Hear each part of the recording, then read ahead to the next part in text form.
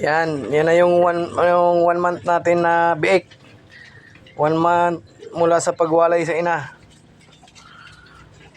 Ilagyan ko sila ng dahon ng Palo Maria para hindi sila magingay kasi kakakain lang nila kanina almusal.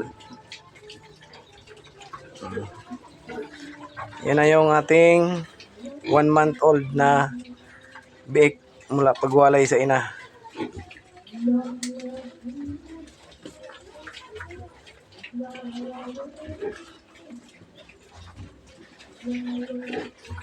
At yung nanay nila ay buntis na naman. Buntis na naman yan. Sampahan na yan.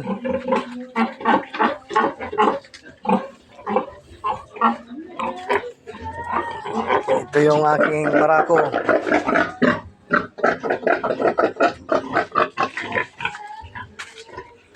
At ito yung isang buntis natin.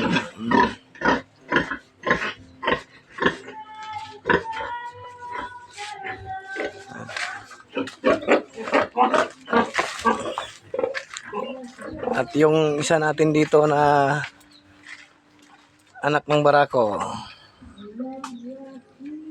Malaki na rin siya.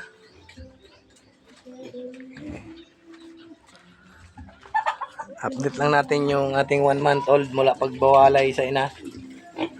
Yan, 1 month sila mula winalay ko sa ina. Isang buwan na sila.